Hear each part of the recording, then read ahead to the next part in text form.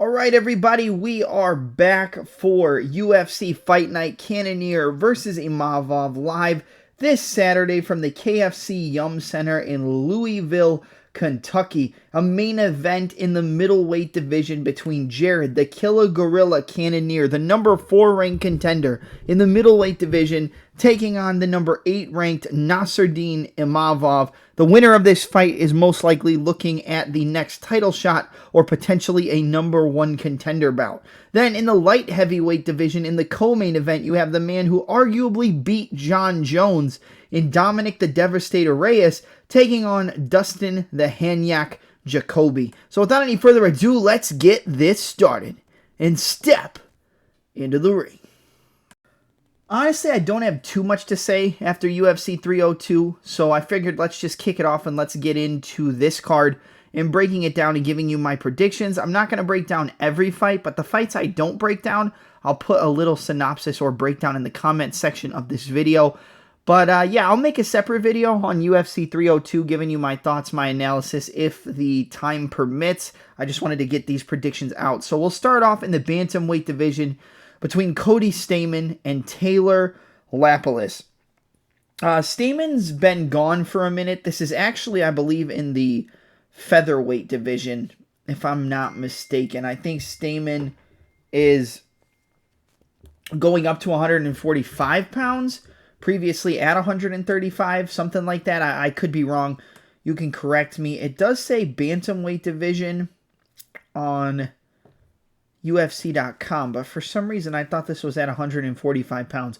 Oh well, either way, 64.5-inch reach for Cody Staman, 73-inch reach for Taylor Lapolis, almost a 10-inch reach advantage on the side of Lapolis. 35-inch leg reach to a 43-inch leg reach. So 8-inch leg reach and around a 8.5-inch reach advantage on the feet. And I think that's really going to help Taylor Lapolis kind of, work his way to a victory. I think in this fight, it's really a battle of distance. If it's in close, if it's dirty, if it's pushed up against the cage, then I think that's Cody Staman winning the fight, using his wrestling to enter into clinch exchanges and controlling Lapolis up against the cage without allowing him to break off. But if you go and you watch the Basharat fight, man, Lapolis got taken down a few times, but overall, he has a very solid takedown defense. This guy is not easy to take down. If you take him down, he's not easy to hold down. He comes in with a 77% takedown defense rate, but a lot of those takedowns that he defended were against one of the best grapplers in the division. I think Staman is not on the level of wrestling that Basharat is. I think Basharat mixes it up better than Staman, but I do think this is a good test for Lapolis. I think Lapolis reminds me a lot of a Leon Edwards. He uses his range, he uses his reach, he uses his jab, he circles, he finds the counters with the straight left hand, left kick to the body, left head kick, 1-2 down the middle, and he's constantly on his bicycle. He doesn't like to get in too close, and he likes to poke and prod and keep you away, using his reach advantage to dictate the pace of the fight. I think Cody Staman is going to be a tough matchup. I think Staman will probably get into the face of Lapolis at a certain point, but I think he's going to be running into counters. He's going to be running in to that straight left hand. He's going to be running into teep kicks to the body, knees up the middle, and I think even if Staman tries to use his wrestling and get takedowns, it's not going to be easy to get Lapolis down, and even if you do get him down, I think he's got the hips and the mobility to work his way right back up to the feet using the whizzer, kicking his hip out, using a hip heist to kind of, maybe he uses a butterfly sweep to work his way back up and kick Staman off of him. I think even if Staman gets takedowns, they're going to be short-lived. I don't think they're going to be able to have much control time on the side of Staman if he does get Lapolis down. And when you look at the striking, 4.39 significant strikes landed per minute for Staman, 3.91 for Lapolis, with pretty even on the significant strike percentages, but Lapolis takes 1 less strike per minute. A little bit more than 1 less strike per minute. So we know Staman is more hittable, and I think with the reach, the range, the use of feinting, stepping in with 1-2s, landing kicks to the body, and having that solid takedown defense in his back pocket, I think Lapolis is live to finish Staman here, probably late, like more of an attritional finish, kind of picking him apart, wearing him down, working the body, those front kicks, knees, stepping into the clinch, landing elbows over the top, knees up the middle, and kind of just beating down Cody Staman the longer the fight goes. I could see an attritional round 2, round 3 TKO, but I'm going to stick with Taylor Lapolis to win this fight by decision. But if there was a fight where I think he could get a finish, whether it's grabbing a front choke like Said Nurmagomedov did, I think Lapolis is long enough and has good enough defensive grappling to wrap up the neck of Staman, because he's going to be looking to close that distance and probably shoot takedowns when Lapolis gets close to the fence or right behind that second black line inside the octagon. But I think he's going to be able to stuff most of the takedowns. He might rack up a submission victory, it would not surprise me, or get a late attritional finish. But I'm going to go with the decision. I'm going to play it safe in this spot. I'm going to go with Taylor Lapolis to defeat Cody Staman via a 30-27 unanimous decision. I think he just keeps it at his range, and he wins the fight by just picking him apart. Up next, this is going to be the only women's fight we break down on this podcast, between Eduarda Mora, undefeated at 10 victories and no losses, taking on Denise Gomes, who's coming off of a decision loss to Angela Overkill Hill, who's now ranked number 9 in the strawweight division. I think that this fight is pretty cut and dry. If it stays on the feet and it's in the striking range, I think Denise Gomes picks apart Eduardo Mora, gets on the inside, overhands, uppercuts, big, wide looping punches, and just kind of beats her up. She's got enough power to knock out a girl like Mora. But I think it's more going to be the fact that Mora is going to get on the inside, work her takedowns, get to the top position, and just kind of control her once the fight hits the mat. We've seen that she does have jiu-jitsu in her back pocket, does Gomes. She can hunt for submissions, she can hunt for chokes, she can hunt for leg locks, she can get inside or outside trips and go for submissions. But I think Mora is just a lot more seasoned on the ground. I think she makes less mistakes, and I think Gomes leaves herself open. And Mora's not the type of grappler where, she gets takedowns and just sits there and kind of, concedes control time. Well, I guess racks up control time while the opponent or opposition concedes control time. I don't see Mora as that type of girl. She's going to get the takedown. She's going to look to pass. She's going to look to get to the top mount, and she's going to look to bomb away on you with ground and pound. I think Mora is live for a ground and pound finish or a potential submission if she lands a bunch of ground and pound and Gomes gives up her back. I think on the feet, Eduardo Mora is outmatched, and Gomes has a lot more power. She's a lot more explosive, and if she gets on the inside, she can hurt Mora to the body. She can come over the top with the overhands, come around the side with hooks and uppercuts. She just has that one-hitter quitter power. But we saw against Angela Hill, yes, Angela Hill used takedowns, she used grappling, but she was also able to kind of control her on the feet. She did get hit, she did get hurt, she did get clipped with some shots, and I honestly thought Gomes was going to be able to put Angela Hill away there, but she wasn't, and the veteran kind of taught her a vet lesson. I think we're going to see a better version of Gomes in this fight. She's going to be a little bit more technical. I think she can find shots on the feet, but like I said, this is a tale of two cities. If it stays on the feet, Gomes is going to pick her apart. She's probably going to knock her out, or she's going to hurt her, drop her, and just get so much damage that she ends up winning a decision. But I think the more likely outcome is she might have some success on the feet, in Gomes, being able to land some shots, but eventually she's going to give up her hips. She's going to give up the takedown. Even if she stuffs takedowns or uses a hip toss from the overhook to get into top position, I think Mora can sweep her, work from the top position, and kind of just break her down over 15 minutes. I think Gomes is tough.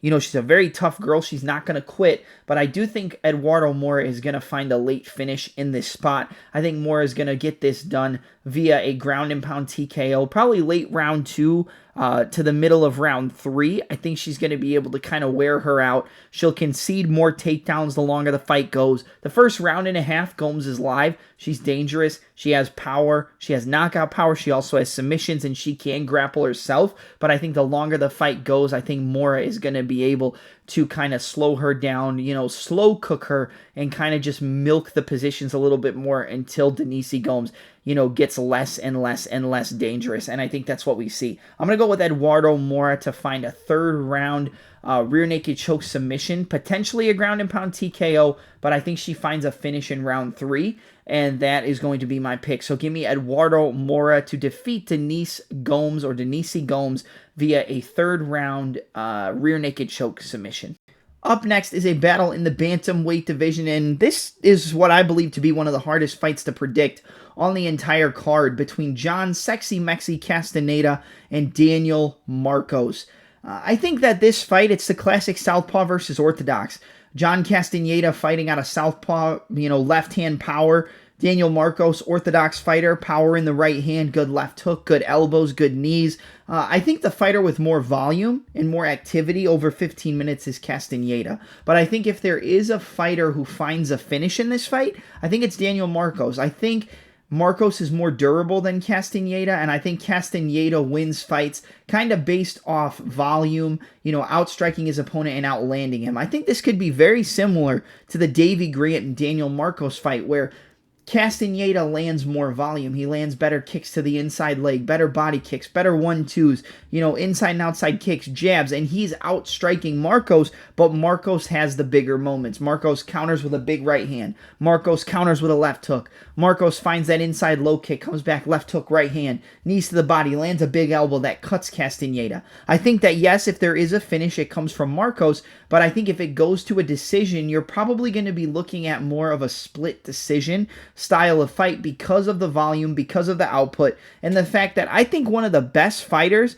at getting that outside foot, at finding those outside angles against the opposite stance fighter is John Castaneda. Just go back and look at his fight against Kyung Ho Kang. Constantly getting on the outside of the lead foot of the Orthodox fighter, staying away from the right hand, straight left hand, left straight to the body, inside low kick, front kick to the body, boom, left kick to the body, right hook. He's always circling away from the power. But I think if there's someone who can kind of cut off Castaneda, trap him, and get him up against the cage, it probably is Marcos. He's going to be at a volume disadvantage, like we said, but there's a big power advantage on the side of Marcos and big finishing upside on the side of Marcos. Like I said, Castaneda has been finished before, and I think if there is a finish in this fight, it comes from the Marcos side, kind of wearing down Castaneda, chopping those low kicks, slowing down the movement, and then finding that straight right hand, finding a left hook, finding a big uppercut, landing that 1-2 down the middle. Probably if he hurts him, it's going to be with that straight right hand, just a 1-2 right down the middle, getting that outside foot and finding the opening, and then just pouring it on,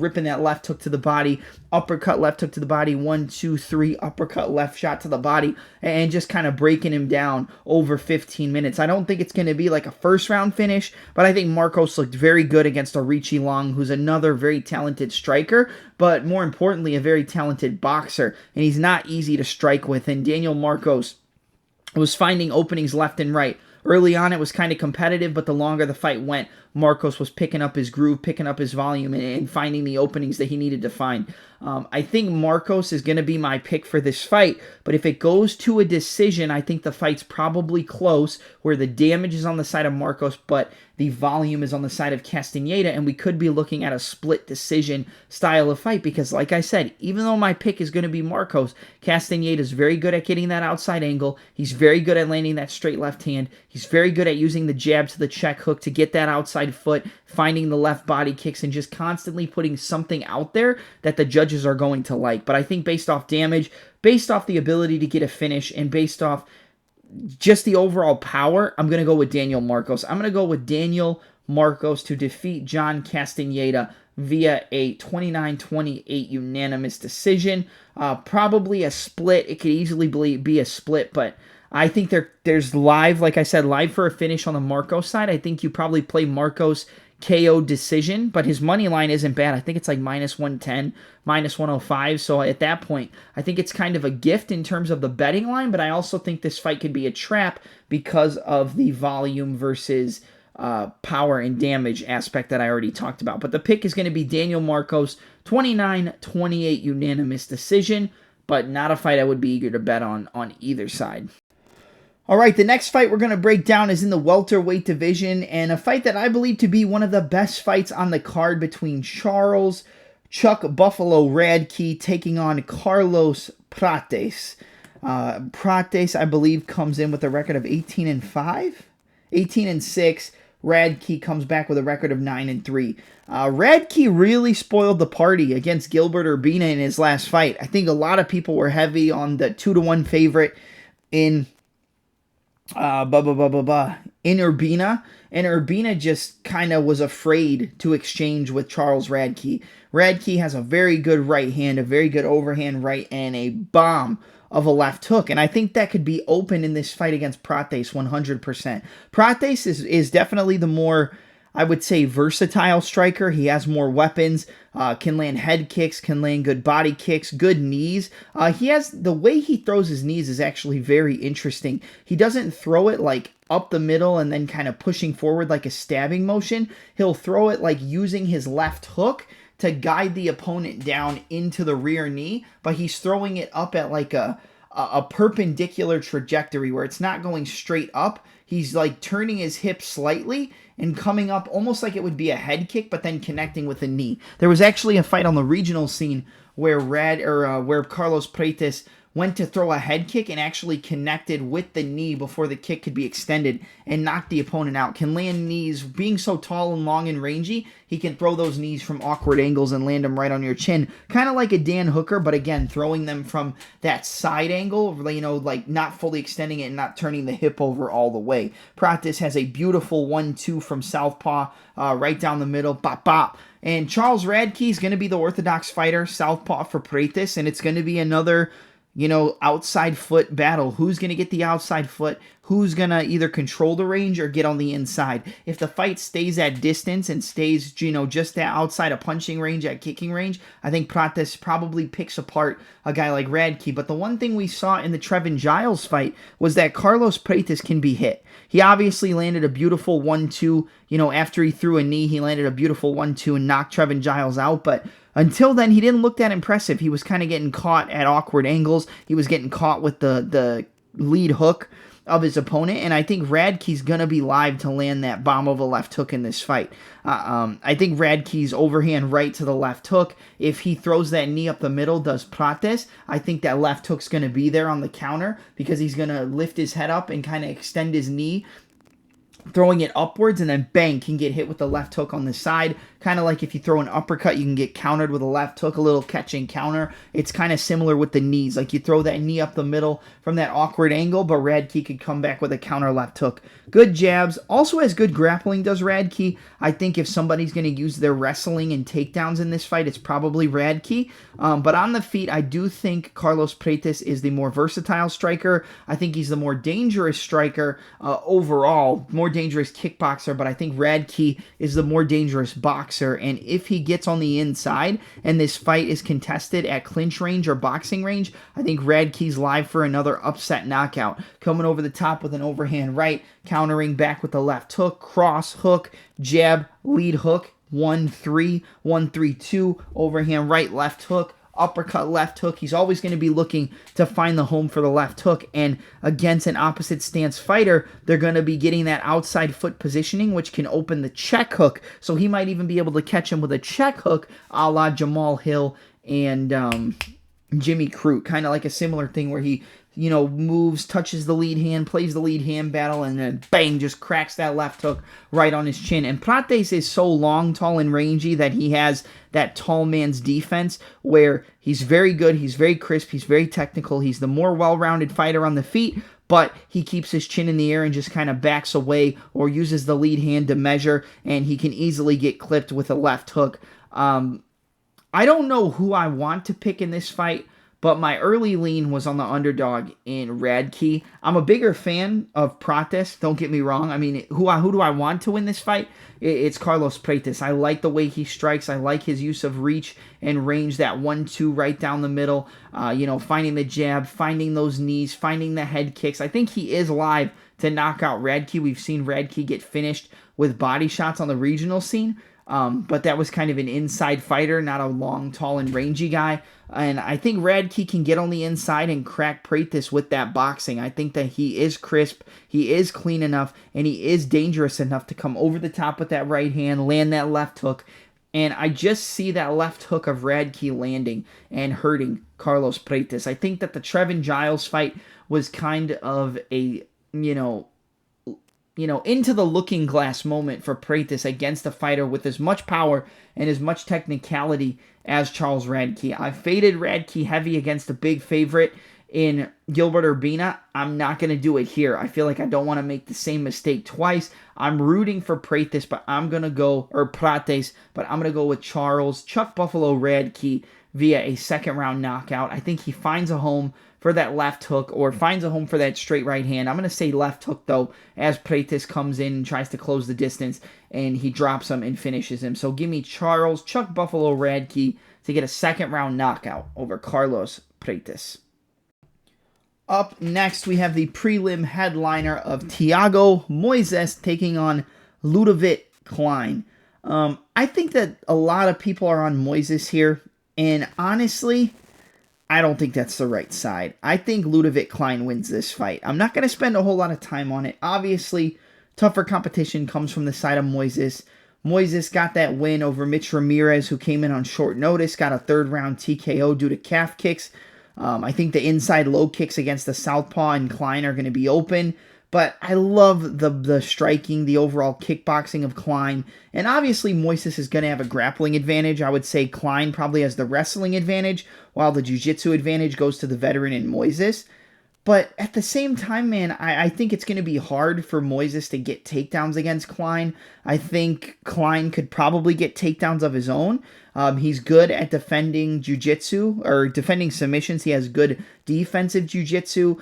He can find really good timing on his takedowns, like you saw against Ignacio Bahamondes. Obviously, Bahamondes not the level of grappler or wrestler that Moises is. And if I was Ludovic Klein, I would want to keep this on the feet, keep it at boxing range, or keep it at kicking range. Don't get into clinch range with a fighter like Moises. I think this fight's probably going to be pretty similar to the Joel Alvarez fight, where Klein's just going to kind of put it on Moises and eventually break him down the stretch and find a TKO.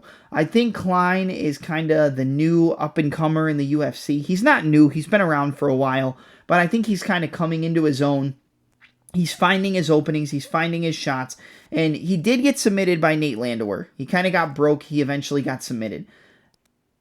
I don't think Nate Landwehr is the level of grappler that Moises is, but I think Nate Landwehr is obviously more durable than Thiago Moises at this point in their UFC careers. And I think on the feet, the power and explosiveness of Ludovic Klein, the straight left hand, the overhand left, the uppercuts, the right hook, the left head kick, the left body kick. He just has vicious intent and vicious intentions with everything that he throws. And I don't think Moises is going to be able to withstand that storm. I think early takedowns, pushing Ludovic Klein up against the cage, getting the back control, looking to set up the rear naked choke maybe from the standing body triangle, getting takedowns and controlling Klein, slowing him down, slow cooking him, so to speak, and then getting a ground and pound or submission finish is definitely live, but I just can't favor Moises at this point. Yes, he looked good against Mitch Ramirez. Yes, he got a finish against Maquiazel Costa, but Costa also got finished by Steve Garcia. I know Garcia beat Shailon Nurdimbeka, but I'm not a big fan of Steve Garcia. I don't think Garcia is that good. I'm not knocking on him. It's just what I see based on tape.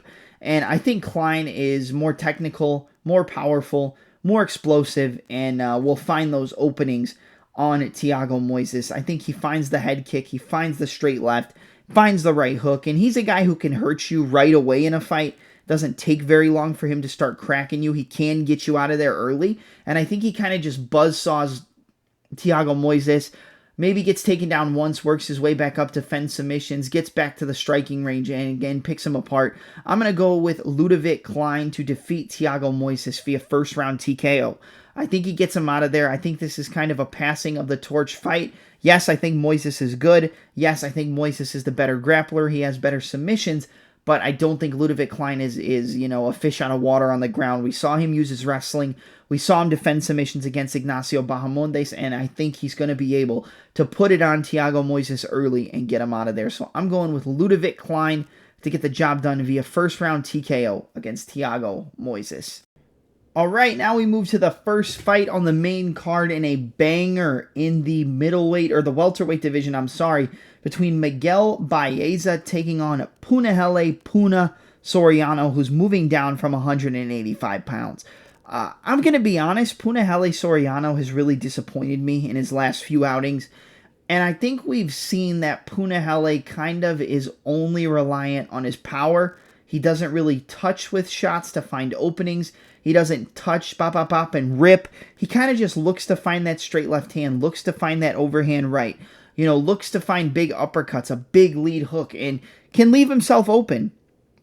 There's no way he should have lost that fight to Dustin Stoltzfus, who's 1-4 in the UFC and was 0-4 as an underdog going into the fight against Punahele. I thought that was a gimme fight. I think the UFC also thought that the Dustin Stoltzfus fight was a gimme fight for Punahele Sorano. And not only did he get taken down and get submitted, he got taken down multiple times, got his back taken, got submitted, landed some big power shots that probably should have put Stoltzfus down, but they didn't. But that just goes to my point. If you can't find that big power, you can't find that big knockout shot, you're not going to, or Punahele's not going to have success. I think Bayza is definitely susceptible to being knocked out. He got knocked out by Chaos Williams, but we know Williams has that touch of death.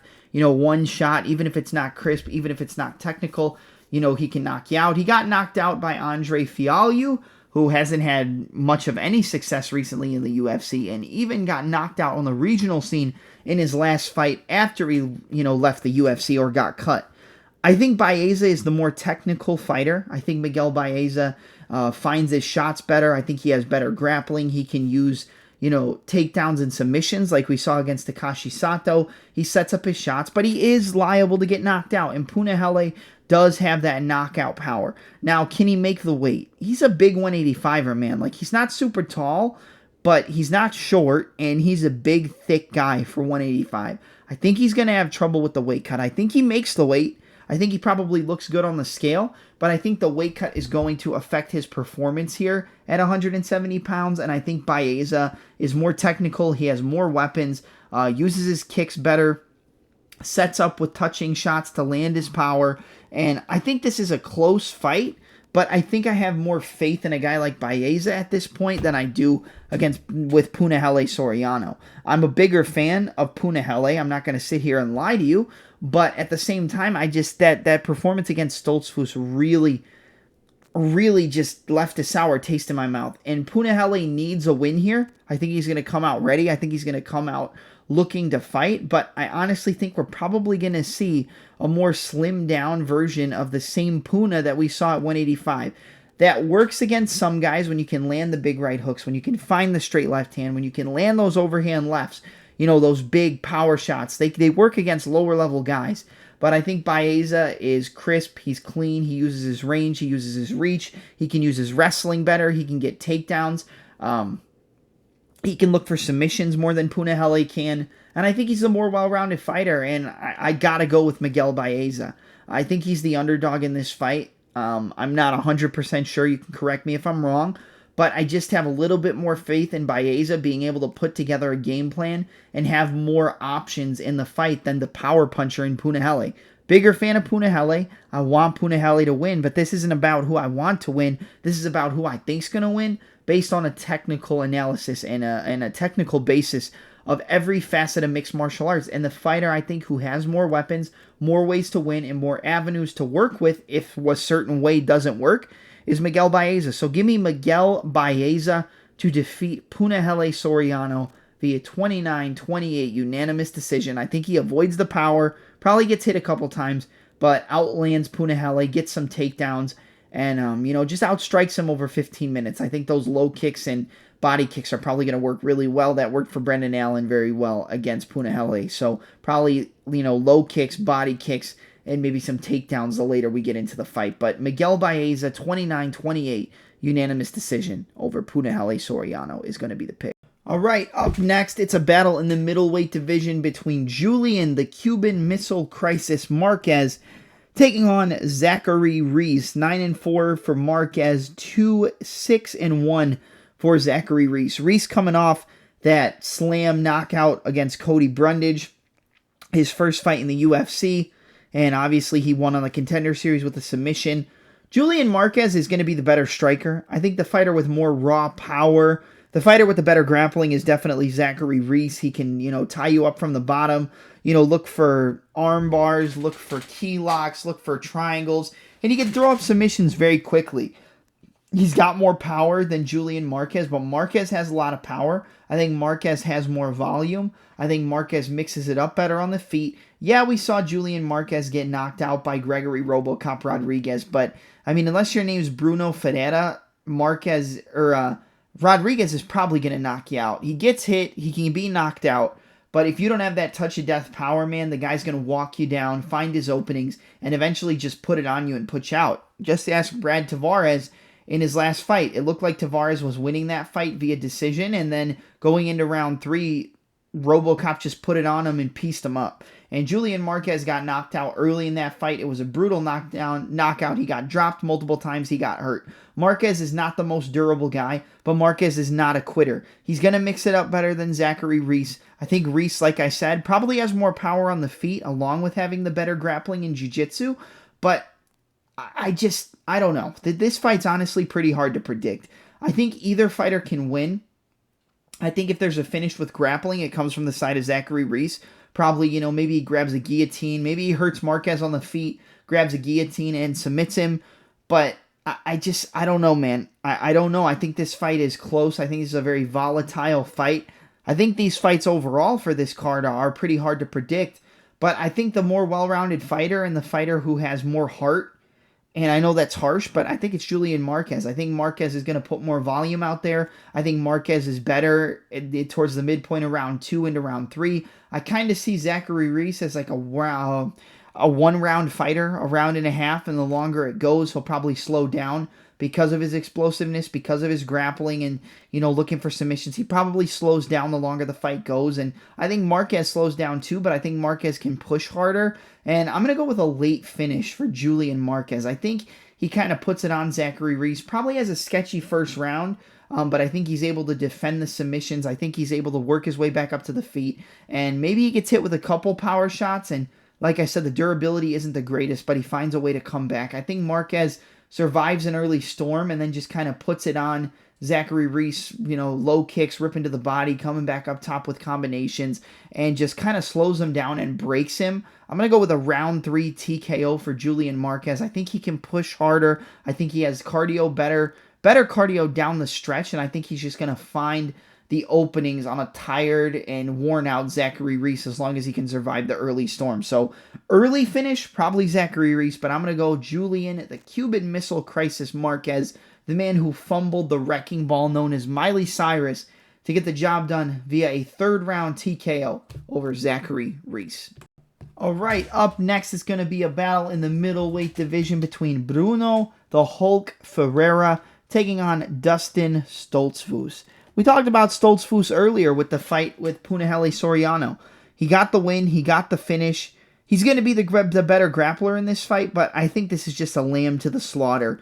Maybe he can prove us wrong twice in a row, but I don't think lightning strikes twice here for the man who was 0-4 as an underdog, coming in again as a pretty hefty underdog against a guy who I believe is faster, has more variety, and is probably a cleaner striker overall than Punahele Sorano. I think he has more weapons. He can grapple. He can go for takedowns.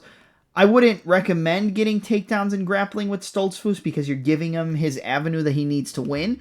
But I think we get an early knockout from Bruno Ferrera here. I picked him against Phil Hawes, and he got the KO against one of the chinniest fighters in the UFC. And I think in this fight, again, you're going up against a guy who's pretty chinny, but he survived some big bombs against Punahele. I just don't think he's going to be able to survive the power of Bruno Ferrera on the feet. Yes, if Ferrera gets taken down, he gets controlled, gives up takedowns, slows down, gets submitted. I could see it, but I think there's a very slim chance that there's a submission on the side of Stoltzfus. But if Stoltzfus wins, it's probably a rear naked choke, maybe a triangle from the bottom. But I think Ferrera's going to, find his openings, maybe plays it a little safe, in the first minute and a half, but then finds that straight left hand, finds that right hook, maybe even gets a takedown on Stoltzfus and then stands up just to say, hey, I can take you down, but I'm not going to stay in your wheelhouse. I'm not going to stay on the mat because I'm giving you a chance to win. Then he gets back up and he just bombs away on him. I think Bruno Ferrera gets Stoltzfus out of there in the first round. Maybe a sneaky play would be Bruno Ferrera by second round KO. maybe Stoltzfus survives the first round, but I think if we get to the midpoint of the second round and into the third round, that Ferrera is probably going to slow down. We did see Ferrera get knocked out by Nursultan Ruziboyev, but I think that was kind of a fluke. Like, I'm not saying Ferrera isn't chinny, but I think the way that fight happened was kind of just a little bit of a fluke, catching the kick and landing the punch. After what we saw with Joaquin Buckley and Nursultan Ruziboyev, I tend to lean more on fluke than an actual great win. But I got to go with Ferrera here again. I think he's going to find that straight left hand, find a big shot, hurt Stoltzfus, and just pour it on him and get him out of there. I think he knocks him out clean, kind of like Abus Magomedov. I'll go first round knockout for Bruno Ferrera. I think he's going to do it with a head kick. I think he's going to find that left head kick.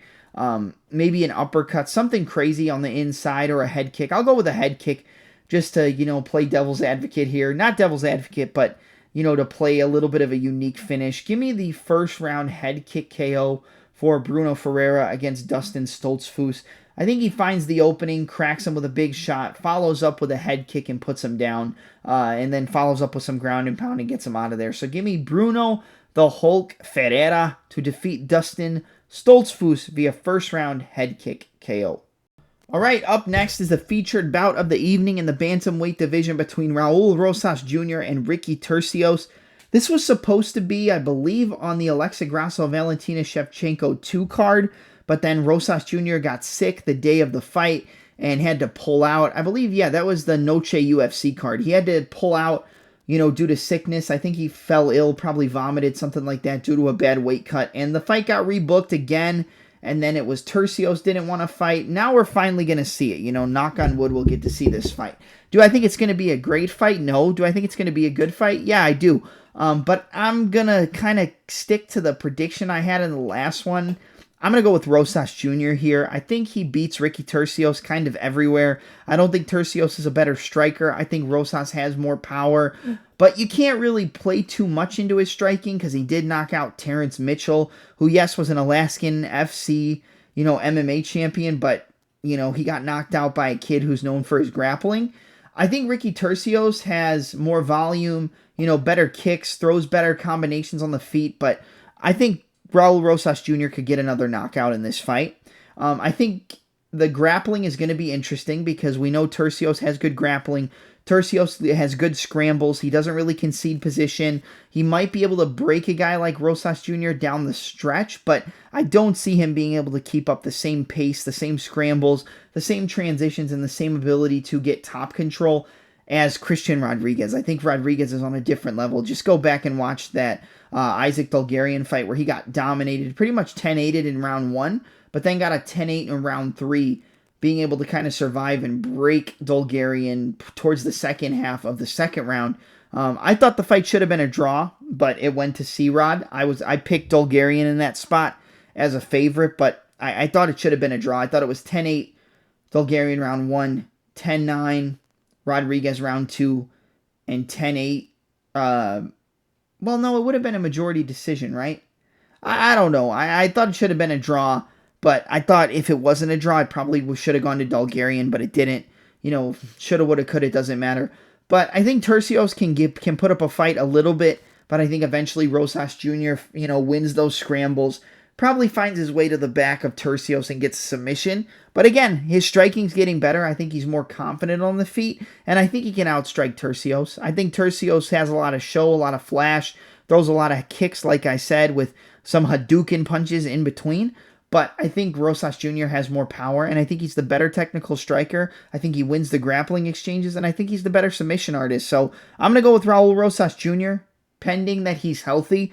I'll go with the ground and pound TKO. I think this kid is trying to prove that he's not just a submission grappler, and I think he finds the TKO in this fight. Again, I think it's 2 TKOs back-to-back, and I think he gets it via ground and pound TKO. I think he wins the scrambles. Maybe Turcios fights out of some submissions. He flattens him out while he's on his back and pounds away for a TKO. I'm going to go Raul Rosas Jr.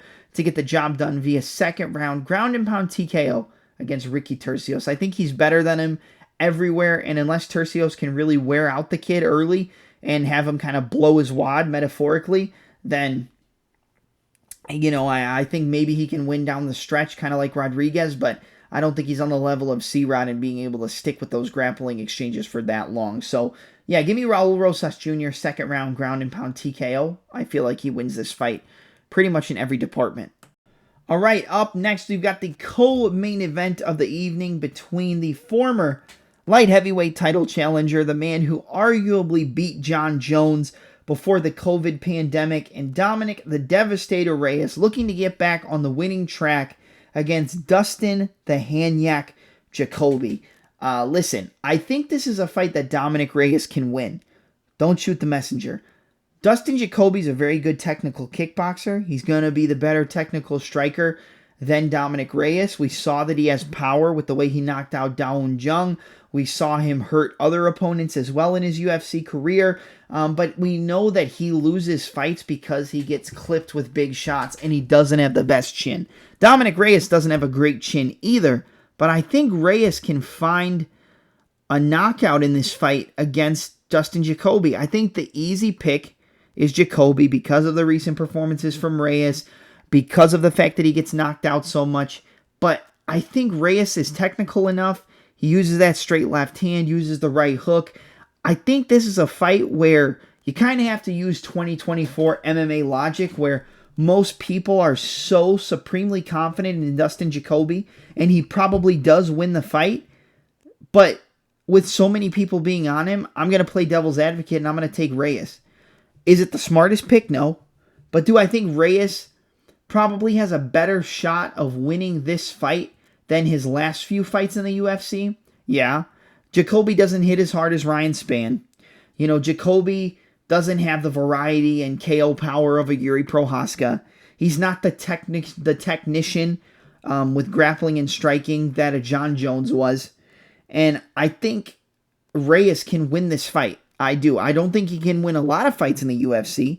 I think if he fought Carlos Oldberg, he'd get knocked out and never come back to MMA again. I think if Jacobe fought Carlos Oldberg, he'd get knocked out as well. But I'm glad that Reyes isn't fighting Carlos Oldberg. I think that was a plan at a certain point. But I'm going to go with Reyes here. Is it the best pick? No. Does Jacobe probably knock him out? Yeah, he probably does. But something's telling me to take the Devastator here. You know, usually you don't want to pick guys who are on huge losing streaks and who really can't put it together at a certain point in their career, you know, who have terrible chins. But I think his chin can hold up against Jacobe. You know, I think this is one of the less dangerous strikers, but one of the more technical strikers that he's faced off recently.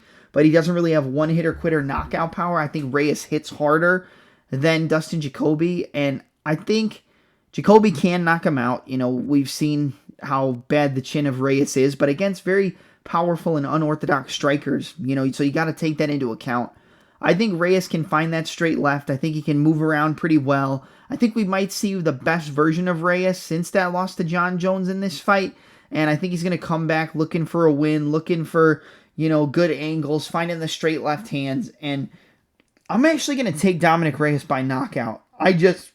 Listen, you can't trust the chin of Reyes, but I don't really think you can trust the chin of Jacobe either. Jacobe's been dropped, rocked, and he comes back, but if you clip his chin good enough, you can put him down. He's been knocked out in kickboxing.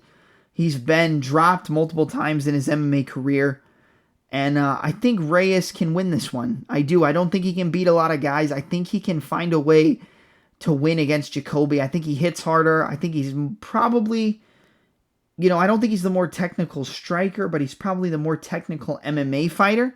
And like I said, I don't think Jacobe is going to knock out Reyes. It could happen, but give me Dominic Reyes by a second round knockout. Again, I'm not supremely confident. I'm not like, oh my God, run to the window and bet it. But this is kind of a similar feel to the Nico Price and Alex Morono fight, where everybody and their mother was on the big favorite in Morono, and nobody thought Nico Price really had a shot. And I kind of think that's what we're getting here. I think everybody's going to be on Jacobe. Probably the easy pick is Jacobe, but I think Reyes is still technical. He has good boxing. He finds the straight left. He moves pretty well. And I don't think Jacobe has the power to really hurt him with one shot and knock him out. I think Reyes is live here. So give me Dominic the Devastator Reyes. to get back in the win column and probably retire. I don't really think he's not going to be a champion. He's not going to be a #1 contender, but I think he can beat Jacobe. So give me Dominic the Devastator Reyes via second round knockout against Dustin Jacobe. All right, and now we're at the main event of the evening between Nassourdine Imavov and Jared the Killer Gorilla Cannonier. I think this is a tough fight, man, but I don't know, because Nassourdine doesn't have the most power, but he's very technical. He can use his wrestling. He moves around the cage very well, very good in and out movement, very light on the feet, kind of like a Cyril Gane. He can put together 1-2s very well, good cross, good jab, really solid jab, can rip to the body good like we saw in the TKO against Ian Heinisch. We saw that he can put shots together, land good knees in the clinch like he did against Roman Dolidze. And Dolidze is definitely a better grappler than Cannonier, but I think Cannonier is a way more powerful striker than Imavov, and it's going to be more of a case of can Imavov kind of replicate the Adesanya fight and stay on the outside, stay on the edge, 1-2, jab, jab, 1-2 down the middle, cross hook, rip the body. Can he chop the legs of Cannonier without Cannonier being able to kind of bob and weave his way into range, get into the boxing range and find the straight left, find the right hook, and be able to land his big shots? I think Cannonier's bob and weave, Mike Tyson-esque style of striking is going to give Imavov a lot of problems. I think Imavov can win this fight on point fighting. He does have power. We've seen Cannonier get hurt. We saw Cannonier get hurt by a guy who doesn't really hurt anybody in Marvin Vettori, but then he just picked it up, stayed in the fight, and was able to, bomb away on Vettori the longer the fight went and just pick him apart. Good boxing, good fighting on the inside, straight left hand, right hook. He went back to orthodox, actually, since Vettori fought out of southpaw, and out of that orthodox stance, the left hook was there, the right hand was there, and those in-fight decisions, I think Cannonier is better at making in-fight decisions and changing his game plan the longer the fight goes. Cannonier has fought the better competition, Kelvin Gastelum, Sean Strickland. He's got a decision win over Strickland, a decision win over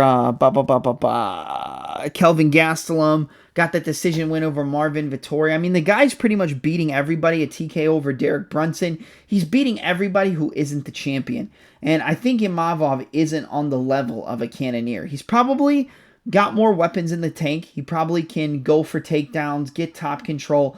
But Cannonier's not easy to take down. He can kind of give up position if he gets taken down, but I don't think Imavov's going to be able to kind of rinse and repeat with a takedown approach and constantly take down Cannonier, control from the top, look for submissions and things like that. I think Cannonier is going to be the much more powerful striker, and I think Imavov's going to look sharp, look clean early, but eventually Cannonier is going to work his way into range. He's going to find that big hook, find the big straight punch down the middle, find the uppercuts, and I think he's going to hurt Imavov a bunch in this fight. I think the more impactful shots, the bigger shots come from Cannonier. I could see a TKO from the Killer Gorilla in this spot because I think with the style of a Nassourdine Imavov, he might be able to, catch him coming in or even catch him with that sweeping right hook from southpaw as Imavov steps in. Maybe he does it from orthodox as well, kind of circling and moving laterally as you throw the hook, kind of like a check hook with a lot of power. And I think Cannonier's movement, his head movement, I think eventually he's just going to work on the inside against Imavov. I think he's going to be able to push Imavov up against the cage, going to be able to get on the inside over 25 minutes and just land the bigger shots, probably get a TKO, but I could see the fight going to a decision. But I'll go a late fourth round, let's say fourth or fifth round TKO for Jared Cannonier against Nassourdine Imavov, putting himself in the conversation for the next title shot following the Izzy and Dricus fight. I think Cannonier, even Cannonier's loss to Adesanya, it was a competitive fight. It wasn't, where Adesanya won every round. Cannonier was competitive against one of the best strikers in the division.